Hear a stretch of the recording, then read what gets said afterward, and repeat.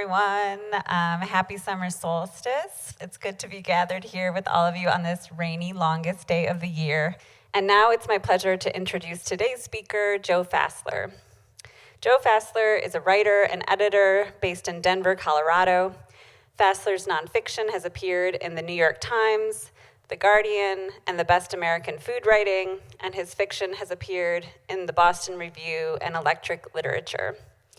In 2013, Fassler started the Atlantic's By Heart series, for which he interviewed authors including Stephen King, Elizabeth Gilbert, Amy Tan, Khaled Hosseini, Carmen Maria Machado, Viet Thanh Nguyen, and more, about the literature that shaped their lives and work.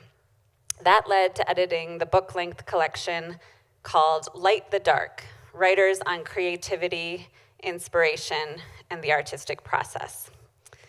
We're delighted that Joe is making a stop here at the 11th Hour Lecture Series while he's in town for a few days as a visiting writer for the Iowa Young Writers Studio, a writing program for high schoolers that's also taking place right now alongside the festival. You can also catch Joe tonight at Prairie Lights at 7, reading from his debut novel, The Sky Was Ours, which Leslie Jamison describes as, quote, an immersive fever dream of a novel rooted deeply in the psyches of its characters, animated by their grief, and most of all, by their longing for wonder, escape, transcendence, hope for our profit-rotted world. This morning, Joe will be giving a talk called Good Beginnings, Crafting the Novel's First Chapter. It's the perfect talk for this moment of beginnings, the first day of summer, and for all of you who might be launching new projects in your festival, workshops, and beyond. Please welcome Joe Fassler. Thank you so much, Becca, and thanks everyone for being here today. It is thrilling to be back in Iowa City. I graduated in 2011, spent another year teaching here, and then I came back a couple times right after graduation when I still knew more people in town, but I haven't been back for about 10 years.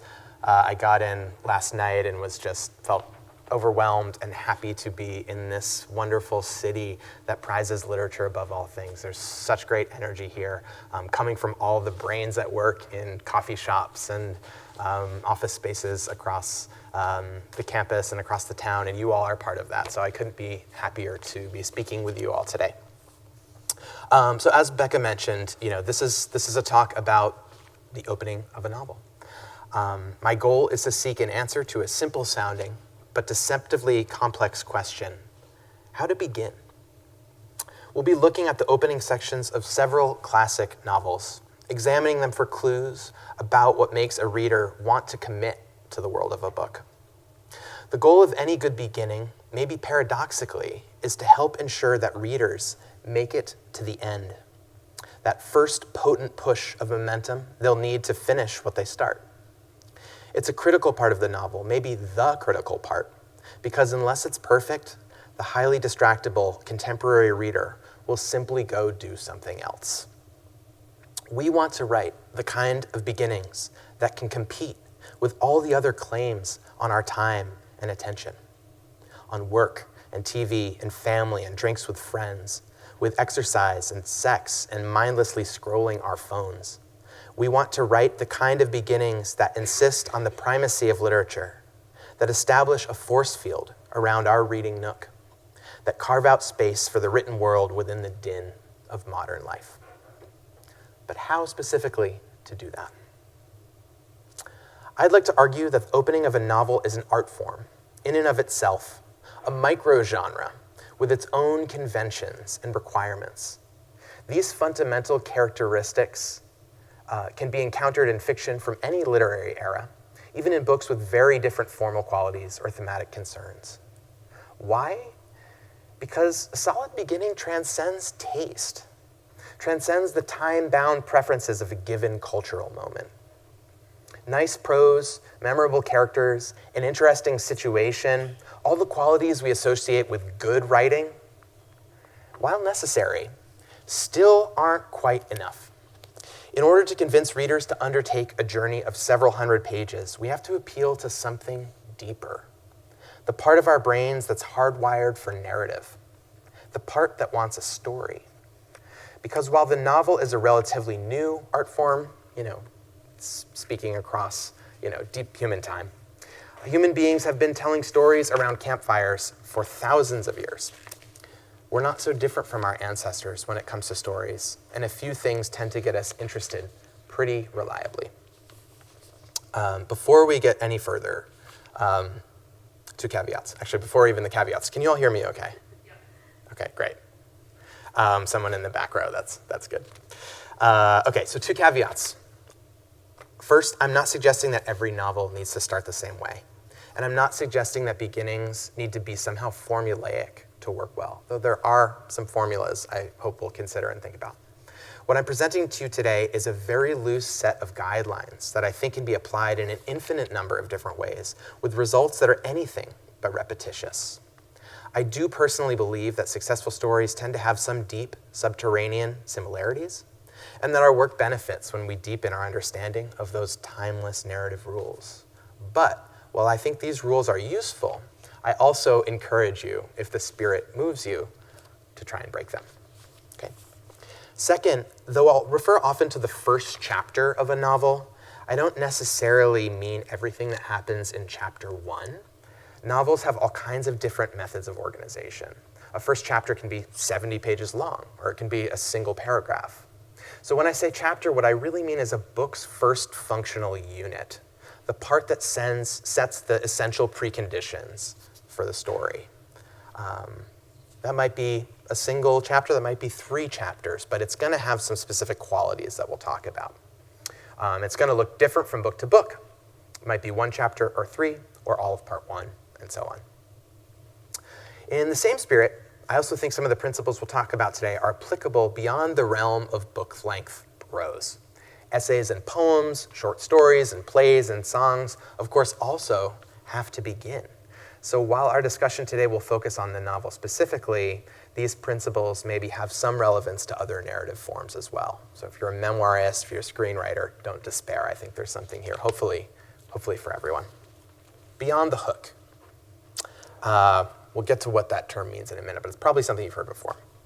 To reiterate a little bit, I think the ideal we're all likely striving for when we think about a beginning is something that casts a spell over the reader, absorbing them in the world of the book. Whether we're writing a high fantasy epic or a work of experimental fiction, we all want the reader to reach that state of heightened attentiveness, of total fascination, where nothing seems more important than the flow of words across the page. Without that experience, after all, we have nothing. We have someone setting the book down and firing up their Netflix, right? If we can't get the reader to be absorbed in that way you've all experienced, I know you have because you're here in this room, other things are just they have too strong a claim on our attention, our time. So with that, I think we all understand, in a sense, that the first chapter of a novel is an act of seduction, in a sense. Whatever you might be trying to accomplish, you're making an overture to the reader, trying to show them, prove to them that what follows will be worth their time, that this story will be so riveting, so meaningful, so unforgettable, that they'd be crazy not to strap in and come along on the journey. Now, the most basic way that writers tend to do this, and I see it a lot in student writing, is to front-load the first chapter with some kind of clear and direct conflict, a scenario with a high degree of situational tension, and some kind of obvious and immediate stakes. You've encountered this kind of thing before, especially in commercial pot boilers, that just try to zing, get you right in there right away. And I wrote just a silly example of this kind of approach. By the time he tossed the 5th drink back, Keegan McKay had decided his night would end in murder, right? It's just like, boom, we're in it, baby. That's a ridiculous first sentence, but I'm virtually certain you're familiar with the approach I'm talking about. Sometimes people call this the hook, right? Plunging the reader into an exciting or dangerous or high-stakes situation that can't be resolved easily, wrapping us up straight away in the drama. With this approach, the writer hopes to entice the reader with a fundamental question: what happens next? Now, situational tension of this kind, conflict, is critically important. We want the reader to be asking, what happens next? We want them to be curious about what it is Keegan McCrae is going to do. But relying on that as your only strategy can feel clumsy or manipulative, a kind of narrative arm twisting, trying to gin up emotional investment in what the writer hasn't yet fully earned. My suggestion is that your first chapter also employ several other kinds of tension too, ideally all at once. Here are some ways. So one is tension in setting. Ideally, your story, the kind of place that it's in, will be on its own terms mysterious or intriguing somehow. A place, a situation that the reader wants to know more about. Not just a situation, but a world. Sometimes that tension is inherent to the landscape itself. There are a lot of novels where, the place, the world is almost a character in its own right. I think of the opening of David Lynch's Blue Velvet, a film maybe some of you have seen, which begins with scenes of Americana, white picket fences and immaculately manicured lawns, before plunging us deep into the grass in one of those lawns where dark insects teem in the dirt, tearing each other apart, a violent underbelly below the pristine facade. Before we've even met a character, the contrast is striking, unnerving, and it makes us want to keep watching to better make sense of what we've seen. The tension is inherent of the world of the story before we even meet the main characters. So just as often, tension from setting is derived from us wanting to better understand how an unusual world works, how it functions. I think of the first sentence of George Orwell's 1984. It was a bright, cold day in April, and the clocks were striking 13. In what kind of world did the clocks strike 13? The details presented as ordinary, an everyday occurrence, but it's strange and confounding to us. So we want to read on, hoping to render the unfamiliar familiar. So whether you're ushering the reader into the back of an auto body shop or the wilds of an alien planet, the desire to get to know a new world better is a powerful narrative drive. We begin as outsiders, spurred on by our desire to become insiders. This kind of tension can be heightened when the teller of the tale isn't aware of how unusual their situation will sound to us. So you get that a little bit in the Orwell example. It's stated so plainly, right? But to us, it's like, what? Record scratch. I wanted to give another example. This is from Ishiguro's novel. It's the very beginning of it, Never Let Me Go. I'm trying to think if I should just read it, if that's helpful, or if it's better. Yeah, okay. So I'll just kind of read a little bit of this. My name is Kathy H. I'm 31 years old, and I've been a carer now for over 11 years. That sounds long enough, I know, but actually they want me to go on for another 8 months, until the end of this year. That'll make it almost exactly 12 years. Now, I know my being a carer so long isn't necessarily because they think I'm fantastic at what I do. There are some really good carers who have been told to stop after just 2 or 3 years. And I can think of one carer, at least, who went on for all 14 years, despite being a complete waste of space. So I'm not trying to boast, but I do know for a fact that they've been pleased with my work, and by and large, I have too. My donors have always tended to do much better than expected. Their recovery times have been impressive, and hardly any of them have been classified as agitated, even before fourth donation. Okay, maybe I am boasting now. And then she kind of goes on. I've developed a kind of instinct around donors. I know when to hang around and comfort them, when to leave them to themselves, when to listen to everything they have to say, and when to just shrug and tell them to snap out of it. So without reading further, you can't actually understand, really, what this person is talking about. This world of carers and donors is totally unfamiliar and foreign to us. You literally have to keep reading in order to kind of start to decode this highly specialized language. And hopefully, Ishiguro has given us enough information to want to do that. I mean, here's this person who's in this very weird situation where they seem to be caring for people that this mysterious they is kind of insisting they donate. And it makes them agitated, right? What does that mean? They get upset. So there's this sort of perverse caretaking dynamic. It's sinister, right? It's very unsettling. And yet it's kind of just, this is just a person talking about her job, right? And so there's so much tension in this that is about the tension of wanting to get to more fully inhabit under a world and understand how its systems work. Okay. Another kind of tension is emotional tension. In other words, tension that stems from characters. Characters themselves are often a key source of narrative tension in opening. Maybe it's because they're navigating some kind of internal conflict or a difficult decision they're not sure how to make. Often emotional tension stems from plain old-fashioned desire. It's the oldest story in the world. A person wants something they don't have, right? So when you're writing your beginning, I would encourage you to think very much about, if you have a central protagonist, what does this person want? What do they desire most of all that they don't have? If you have a more kind of ensemble cast, it's almost, what does this community want, right? What do they value that they don't have? If that desire can be made relatable, the tension between wanting and not having can pull us forward powerfully into the narrative. So here's another example I really like. And this is from Sophie's Choice by William Styron. Again, it's the very first paragraph. In those days, cheap apartments were almost impossible to find in Manhattan. So I had to move to Brooklyn. This was in 1947.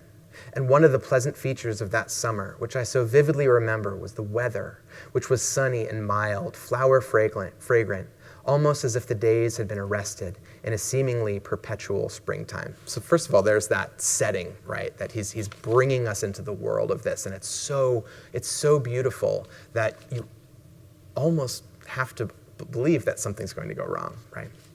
I was grateful for that, if nothing else, since my youth, I felt, was at its lowest ebb. Okay, so it's at what he's feeling internally is in contrast, in conflict, in tension with his beautiful surroundings. At 22, struggling to become some kind of writer, I found that the creative heat, which at 18 had nearly consumed me with its gorgeous, relentless flame, had flickered out to a dim pilot light, registering little more than a token glow in my breast, or wherever my hungriest aspirations once resided. It was not that I no longer wanted to write. I still yearned passionately to produce the novel, which had been for so long captive in my brain. It was only that, having written down the first few fine paragraphs, I could not produce any others. Or, to approximate Gertrude Stein's remark about a lesser writer of the lost generation, I had the syrup, but it wouldn't pour, right? And you feel in this the desire of an ambitious young man to try to create something beautiful.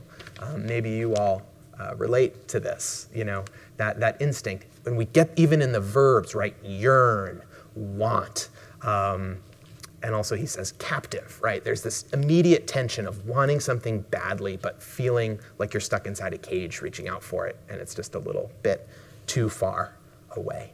And to me, it's just like, just in this one paragraph, right? We've already got this fundamental character tension of desire for greatness, desire to produce, in tension with not being able to.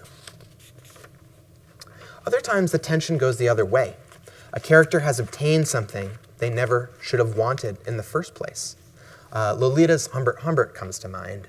Or here's another example, the opening. This is of a short story by Mona Simpson called Lawns. I steal. I've stolen books and money and even letters. Letters are great. I can't tell you the feeling walking down the street with $20 in my purse, stolen earrings in my pocket. I don't get caught. That's the amazing thing. You're out on the sidewalk, other people all around, shopping, walking, and you've got it. You're out of the store. You've done this thing you're not supposed to do, but no one stops you. right? So right away, there's this tension. First of all, we have desire, right? This person wants to steal, but we also have tension between this desire and conventional society's norms, and a charming outsider's willingness to puncture them. So if the situational tension, of conflict, of plot is like what happens next, I think character tension is often kind of encouraging us to ask, how does this person work, right? Okay, and then the last one is tonal tension. And this is interesting. Sometimes what gets you kind of hooked on a book is a tension between form and content.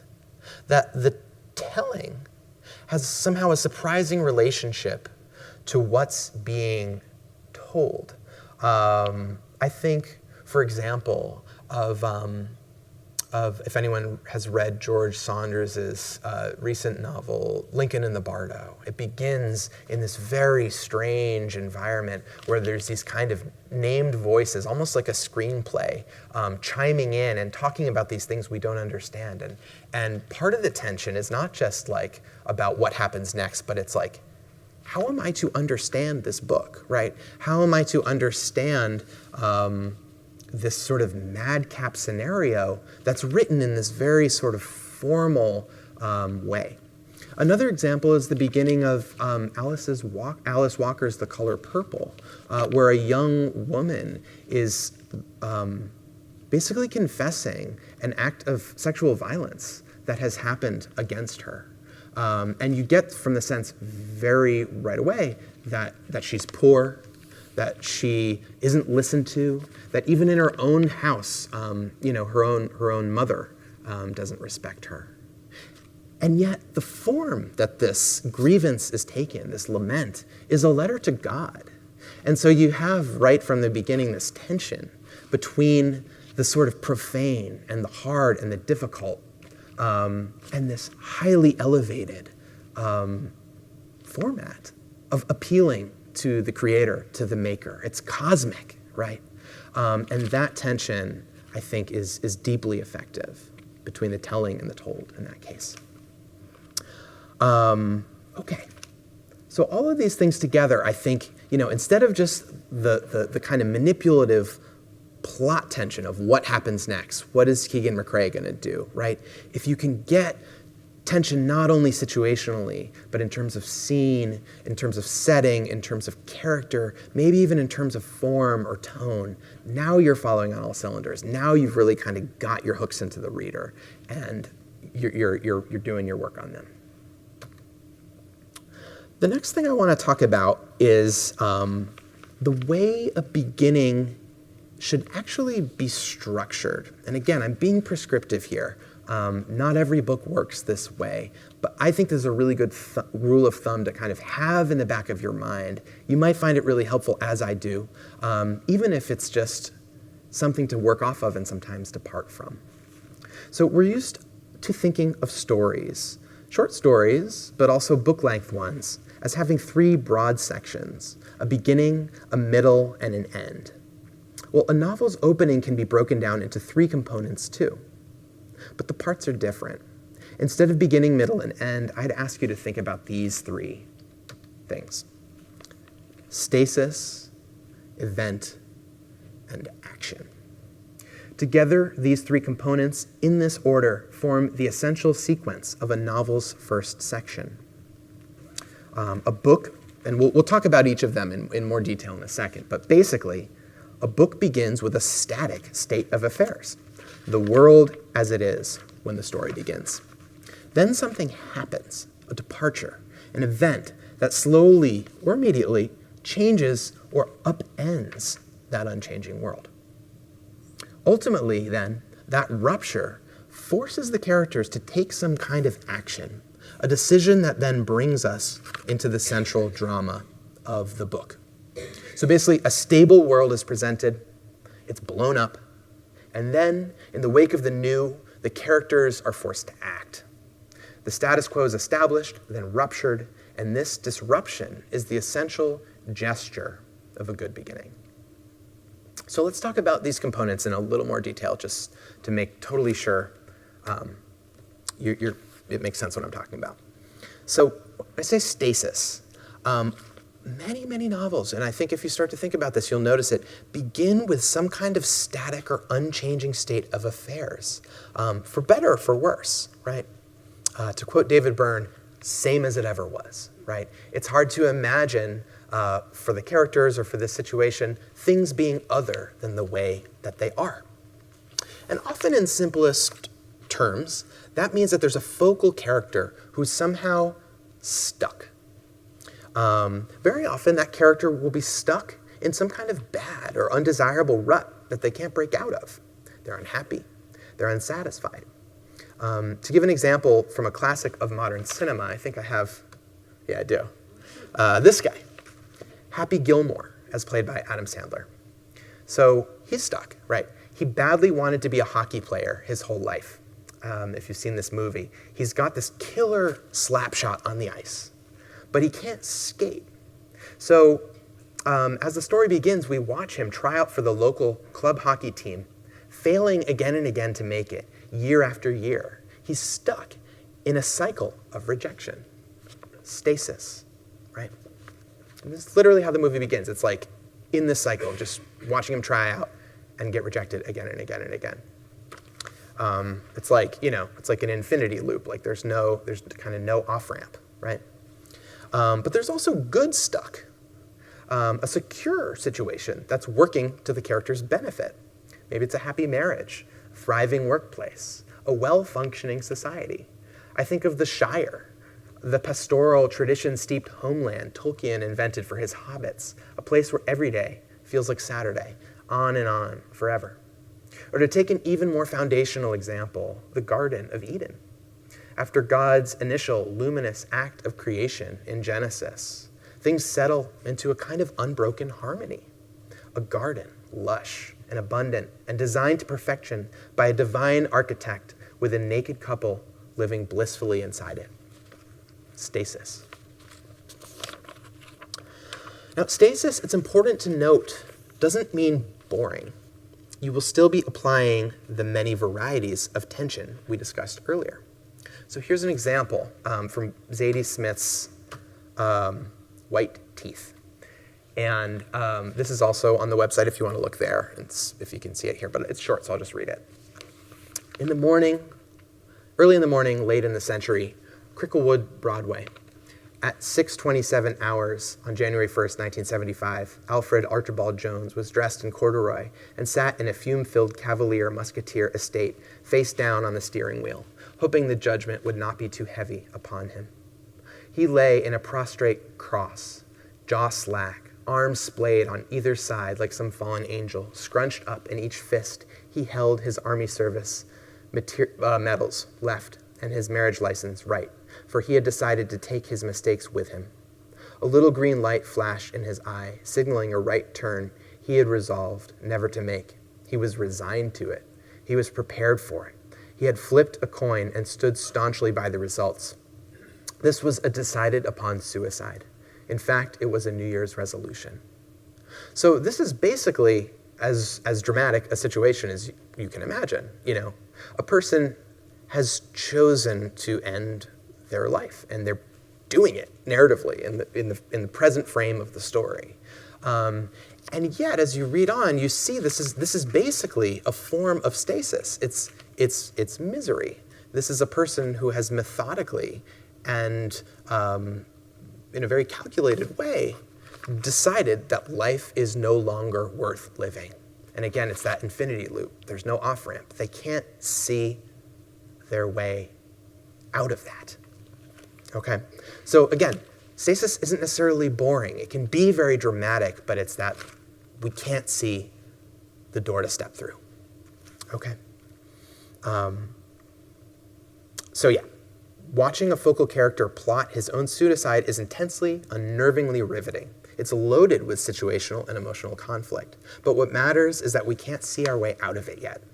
He's stuck within a suicidal status quo. He can't see a way out of that self-annihilating despair.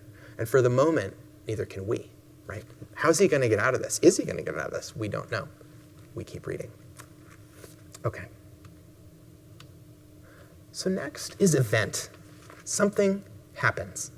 An incident, a technical term you'll hear sometimes is inciting event, breaks us out of the rut that we're in. It's not an accident that novels often start in the time general narrative mode, literature's version of the film montage, where we're awash in a flood of unspecific days. But when the event comes, we snap into the present, entering the time-bound world of scene. Things were always this way until something happened. So we're in summary at first, and then we snap into one day, right? But what should happen? It can't just be anything. Insert car chase, insert explosion, insert betrayal. The inciting event cannot be arbitrary, cannot simply foist drama upon the narrative. Any alert reader will sense the artificiality of this. To be compelling, to be convincing, a novel's inciting event must be a direct response to the static environment the writer has established. If we think of the opening scenario as a thesis statement, an argument that the world is one way, i.e., the world is one in which you should commit suicide, then the action often serves as the event often serves as its antithesis, bringing us into a new world or a new set of possibilities with a contradictory set of rules. So what happens in White Teeth? This man meets someone and falls in love and suddenly has something to live for, right? Event, off-ramp, thesis, antithesis. Okay, so to recap, the event should be responsive in some direct, specific way to the environment of the novel, somehow antithetical to it. I would also argue that it should represent a point of no return, disrupting forever the status quo we'd previously encountered. In other words, after this event happens, there's no going back. There's no going back to the norm, to the status quo. We have to move somewhere new. And finally, I think the event should offer the focal characters an opportunity to, because they can't go back, enter a new world, one that somehow counteracts or contradicts or somehow transforms the opening scenario. So just from the couple examples I mentioned earlier, right? Actually, they all do this. The scenario in Genesis is a perfect world designed by an all-knowing God. The event, a serpent appears who wants to unwind all that, who alludes to tantalizing secrets beyond God's vision, right? White Teeth, I mentioned. A man is determined to kill himself. It's his New Year's resolution. Event, against his wishes, he finds something to live for. He falls in love. In The Hobbit, a joyful pastoral world populated with small, timid creatures who love the comforts of home above all else. The event, a tall wizard, that antithesis is even present in his physical stature, arrives from far away, beckoning one hobbit in particular away from home toward the unknown, a hunt for faraway treasure. And Happy Gilmore, a selectively talented athlete, is rejected again and again from the club he wants to join. That's the scenario. The event, he's often to chance at athletic glory where he never imagined it, in the world of pro golf. In each of these, something happens that comes into direct conflict with the static environment that's been established, and the focal character makes a decision that helps to disrupt, abandon, or forever alter the narrative status quo. In that gesture, from stasis to disruption, or from summary to scene, that's when a story really begins. Again, these events, and this is really important, are not random. It's not just a bomb goes off and now we all have to scramble. They're deeply responsive to the scenario that's first been established. When scenario and event are in conversation, this kind of magic can happen. It's like, okay, God's perfect garden has always held these seeds of imperfection. Or, oh, now we see it. Happy Gilmore's powerful hockey shot was really a killer golf swing all along. To paraphrase Flannery O'Connor, she actually said this about endings. I think there's something, too, about the opening event that feels surprising when it happens, but in retrospect, somehow seems that it was inevitable. And then the third aspect of this is action. So the event doesn't happen in a vacuum. Ideally, it will force a character to take an action of some kind, choosing between maintaining the stasis or embracing change. And in The Matrix, you famously get this, right, between the red pill and the blue pill, right? Do you want to, I forget which one is what, I think it's the blue pill, you can just go back to sleep, back to your world, back to your day job, Neo, you'll never know about any of this. Or you can take the red pill, right, which brings you through the looking glass into the real world. And he has to make that choice, right? And I think a lot of events are really powerful when they don't just happen passively to a character, but when a character is somehow, in some way, an active participant in the disruption that the event brings about. So I'm thinking in Genesis, it's not just that the serpent comes and ruins everything, it's that Eve chooses to bite the apple, forever altering her relationship to the paradise she knows. In White Teeth, Archie Jones chooses to abandon his suicidal plan, right? Resolving to find something to live for. The Hobbit, Bilbo, decides to leave the Shire and go on an adventure. And Happy Gilmore, Happy decides to abandon his hockey dreams for a chance at success under a new paradigm. In each case, the protagonist's decision to act helps to break the story out of stasis, setting a larger, longer sequence of events into motion. The initial disruptive action the character takes leads to another action, and another, and another. In other words, it engenders a plot. Ultimately, that chain of decisions will settle into stasis again, but not until we reach the end of the book. Okay? So, one more section here. The seed of the novel. I thought we could look at a specific example to make this all a little more concrete. The first chapter of Charles Dickens' 1861 novel, Great Expectations. So this one is on my website. There's a link there. You can also Google it. Is this something people would be able to just kind of quickly pull up and read on their phones or laptops? Does that work?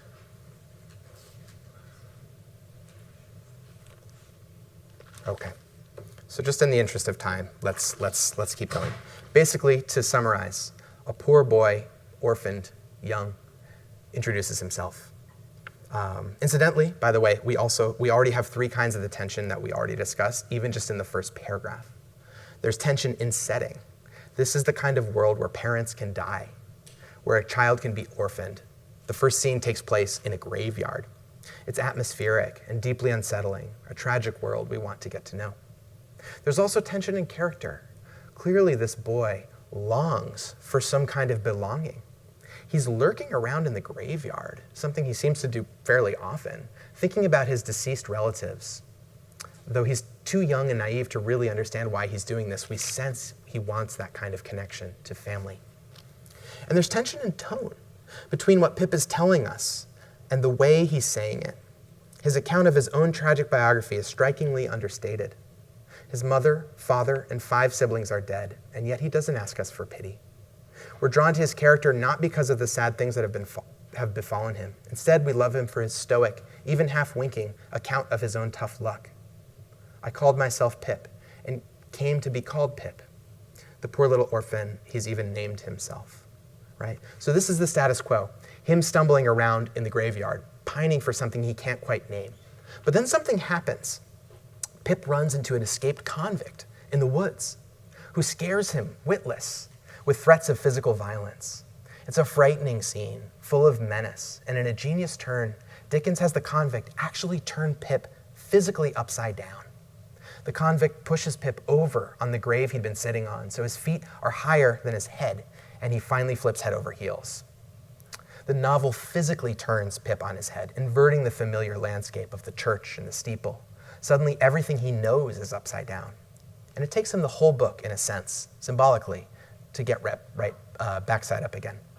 It's thesis and then antithesis in a single physical gesture, right? Upright, then upside down. Pip interrupted, disrupted.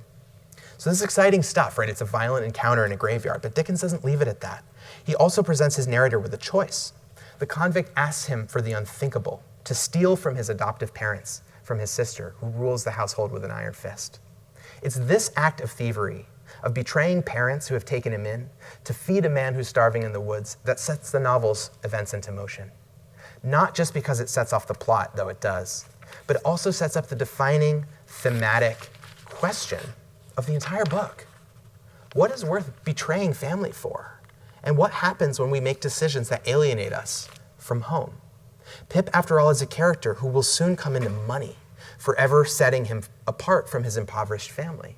And in this, the book's first event, he becomes a stranger in his own house for the first time. In British parlance, Pip is also a word that means seed. And I would ask you to think about your own novel as the seed of your book. A seed contains all the genetic information for the fully grown plant, just right there in that little nugget. In a similar way, your novel's first chapter should map out the defining emotional or thematic question the rest of the book will explore as it branches out into scene after scene, section after section. In a basic sense, the emotional core of the novel should already be evident by the time you reach the end of the beginning. If you do your job well, the reader should be able to examine the seed and intuitively understand what kind of plant you will be growing. So I want to be able to leave some time for you all to ask some questions. I just had kind of one more quick piece, which is, in order to write a really good beginning, you have to know what your story's about. And this is the last part, right? How do you actually do this? I've just given you this long list of qualities that I think a good beginning has, but how do you actually go about and write that? And I think the thing to know is that you can't necessarily just do it just sitting down to write a first draft. You first have to have a very strong sense of what your story is about. And that's why writing the beginning often doesn't come first for many writers. You have to kind of write many drafts before you're even able to know your material well enough to even do this. But I do think you can expedite the process a little bit by being really strict with yourself about what your novel is about. And there's a sort of specific exercise that I ask students often to help clarify that. So often when you ask someone, what's your novel about? They'll just kind of make a statement. I'll give an example in a second. They just tell you what it's about. What I would ask you to do is to ask it in the form of a question. Not just any question. The thematic question of your piece, of your novel, should not be character specific. It should be universal. So not, will Hamlet avenge his father's death? That's a plot question, a yes or no question, but are we responsible for carrying out the wishes of our aggrieved parents? The emotional question of your story should also ideally be a question that you yourself are wrestling with in an open-ended way, one you don't yourself yet have the answer to, but wish you did. The audience will be able to sense the urgency and sincerity of your engagement. It shouldn't be a yes or no question, right? It should be one with no easy answer. So for example, someone might tell you, my novel is about a young woman who isn't sure if she should leave her husband. Okay. It might become, how can we know when a relationship is truly over? And what kind of moment might demonstrate that two people have passed the point of no return? Do you see how that's so much more suggestive, so much more open to possibility, right? And until you have the sense of what this underlying question of your work is, it can be very, very, very, very hard to write a good beginning. But that's okay. You don't need to necessarily know from the start. Your goal should be to get there, okay? Think about what kind of think about what kind of scenario or status quo might be a good environment to explore that question and write toward it. Think about what kind of character would be a good vehicle to navigate it. And think about what kind of event would force your characters to reckon with that question in its most intense iteration. The seed of the novel cannot grow into a fully fledged plant until this question, whichever one you formulate, is clearly iterated in your mind. And until your reader has enough information to draw it out of the text, you haven't reached the end of the beginning. Okay? So those are basically my thoughts. I could go on for another hour, probably two, but I want to leave some time for questions. We're already a little over time. Or actually, we're not. We do have a little time, and I'm here to hang. Hi, I have a question about inciting incident. Yeah. Sure. How big or long, or how much space in time can this take up?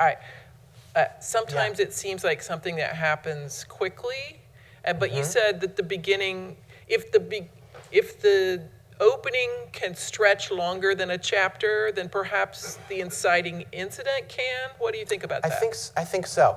I do think this is an instance where there's no real rule. And books are different. Some really do have one major lightning bolt thing that changes everything, and that's okay.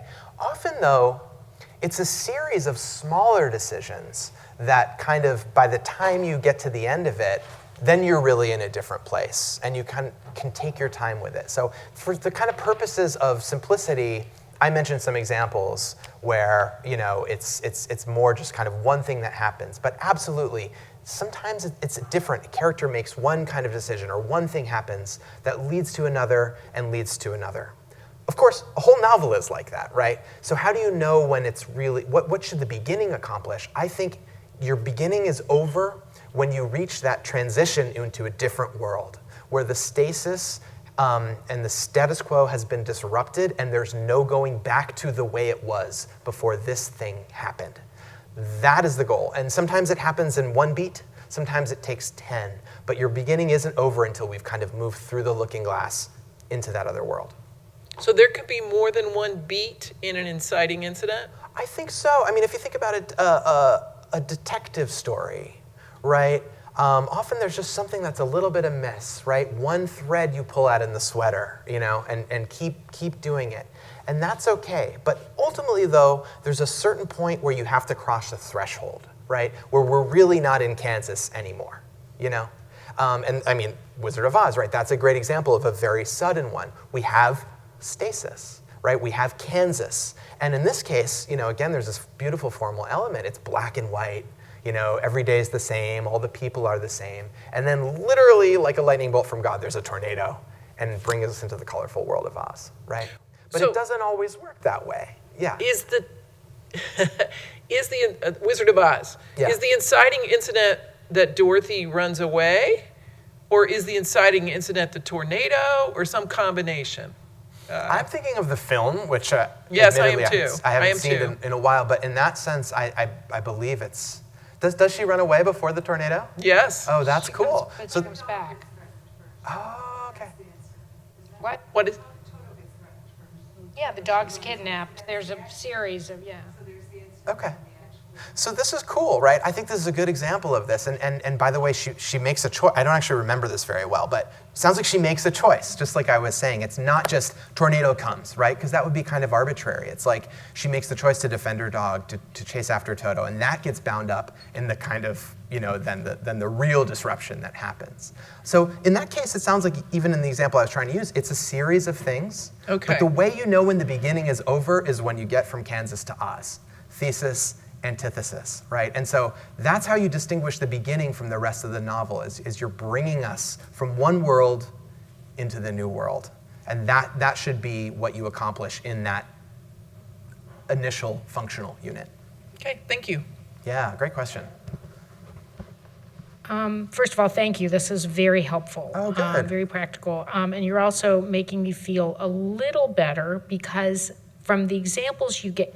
Yeah. I have often been told, or you see a lot of advice that you need to start with, it needs to be action, sort of like your fake opening sentence. Yeah, exactly. Yet I know some fantastic works that start more with setting scene in a way, sort of like Never Let Me Go, where you're getting, or the, I guess the story with the suicide, or belief there's going to be a suicide, where you're beautifully setting the scenario, not just the physical scene. Yeah. So as long as there's the tension there that lets the reader know there's something in this that is troublesome. Yeah. Exactly. That's okay. Absolutely, yes. Certainly there are books, great books, that start immediately with action, but if you're only relying on that as a kind of one-trick pony, to me that feels maybe manipulative and definitely insufficient. I really think, the opening of a novel, as I said, is this kind of gesture of disruption. And in order to do that, you have to have something to disrupt, right? And so it's all the more powerful if you're bringing us into a world first, ushering us into it, before you somehow blow it up, right? And by the way, I'm saying world, but that could be a relationship. That could be an institution. It could be any number of things. And so, yeah, I think what you're saying is absolutely right. Now, that doesn't mean that you're off the hook. I mean, if you're not relying purely on situational kind of plot stuff right out of the gate, you have to have some of the other forms of tension that we talked about in order for it to work. But absolutely, what you're saying is exactly what I was hoping folks would take away from, is we have other tools in our toolbox to try to get that reader on board. Okay, thank you. Yeah. All right, that brings us right to noon, and I know you have instructor conferences to get to and lunches to get to. Let's give Joe a big round of applause for a wonderful talk. Thank you so much. Tomorrow we have our faculty reading, and of course you can catch Joe reading from his debut novel tonight at Prairie Lights. Please come. I'd love to meet some of you. Check that out too. All right, and I think the sun's coming out too. Good news. Have a great lunch. Bye.